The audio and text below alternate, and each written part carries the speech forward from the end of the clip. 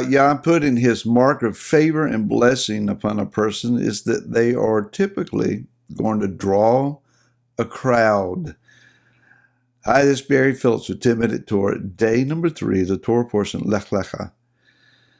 Let's point out a particular list of verses here, beginning in Bereshit, Genesis chapter number 12. And it says in verse 14, pertaining to Avram and Sarai being down in Mitzrayim or Egypt. And it came to be when Avram came into Mitzrayim that the Mitzrites saw the woman, that is his wife Sarah, that she was very beautiful, and Pharaoh's officials saw her and praised her before Pharaoh, and the woman was taken to Pharaoh's house. Chapter 13. Verse number 1 says, and Avram went up from Mitzrayim into the south, he and his wife, and all that he had, and Lot, we normally say Lot, but it's Lot, went with him. Chapter number 14, we find that it is the king of Sodom that wants to attach himself to Avram. And chapter number 16, it's Hagar who becomes a part of the Avram-Sarai household. The thing about blessing, Yah's obvious mark and favor upon a person, is that while it doesn't always translate into a great increase in material goods and wealth, it doesn't always turn out that way. There is an ability of those that are around us to discern where Yah's favor lies and how it works on someone's life. And like a magnet, people are drawn together toward such an individual. Not always a bad thing. As I have been heard to say many, many times, people are people. By that I mean that people will reveal their peoplehood, their peopleness, their more root level humanity, their less desirable side to themselves on a regular basis. Just give someone long enough and they will show you how much of a people that they are. And it's true for all of us. All of us have our quirks, our things, our stuff. We go along rejoicing and celebrating when the times are good. Personalities inevitably will rise up and situations will develop, and we will be banging our heads against the wall at times, not always, but at times, wondering, what do I do with this? How do I handle this? So let's ask a few questions here. Let's talk about Pharaoh, the pharaohs of this world who see the bride. Sarah is a type and a shadow of the bride of Mashiach. She is the covenant bride. And that's very important in just a few moments. But she is the bride of the covenant. She is the primary bride. And as such, the rulers of this earth want her. Typically over millennia, world rulers have sought to garner the favor of religions, whether it's, Christianity in Europe or Islam in the Middle East, etc. There is this desire that those that are religiously persuaded would support the ruling caste.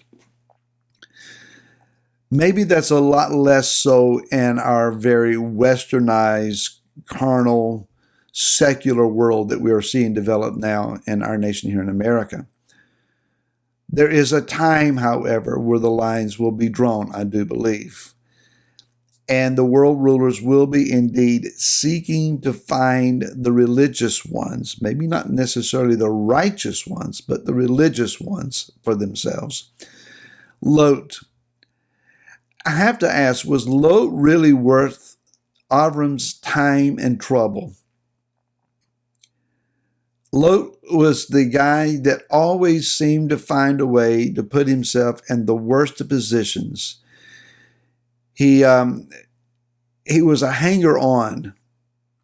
He was wealthy because of his relationship with Avram. It wasn't anything that he himself did. It wasn't due to his own outstanding, righteous walk. It was because he was associating himself closely to the blessed man and his wife.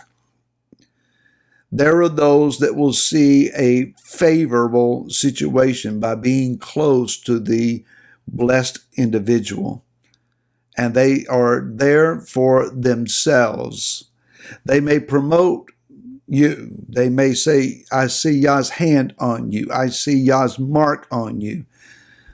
But instead of seeking to walk with you, work with you, labor alongside you, take your walk as a model to be exemplified and adopted, they're there for the overflow, the splash of blessings that come as a result of being with you.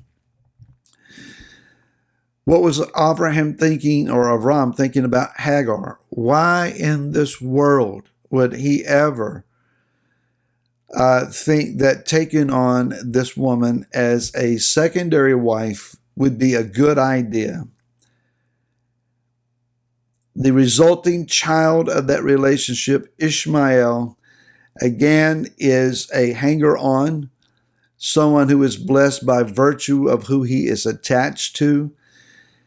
Ishmael was like his mother Hagar, not so much like his father Avram.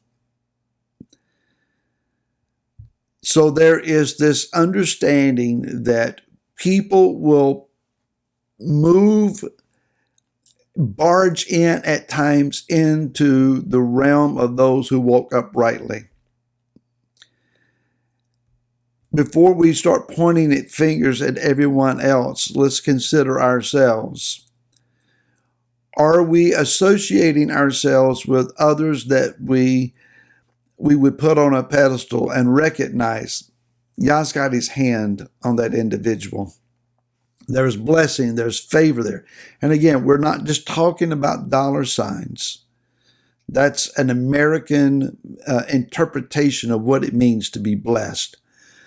I'm talking about people who, when they pray, prayers are answered. I'm talking about people that when they speak, there's unction and authority and power behind their words. I'm talking about people that when their counsel is sought, that they give good, solid counsel. And you walk away thinking, that's what I needed to hear. People who walk in gifts and anointing. These people become obvious to us. Their homes are well ordered. Their trials and their hardships that they go through, they maintain character. They don't fall apart under pressure. They persevere and they seek to overcome, and they inspire others by their walk. And again, it may or may not translate into some sense of financial ability. Certainly, there are those who have that mark upon their lives.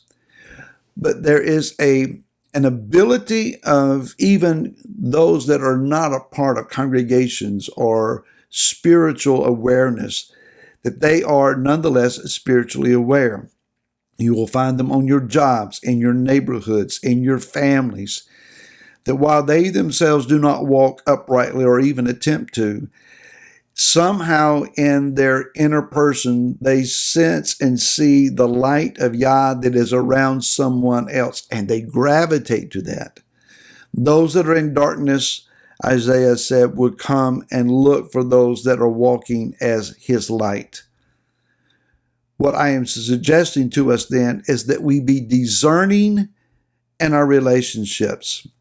It's not that we push people away, but we gain understanding of why they are there and what it is that we must do to walk with them, walking with discernment, with our eyes open, hands out to bless and encourage, but being aware. And be aware that we'll be back with you again tomorrow. Until then, we'll see you. Shalom.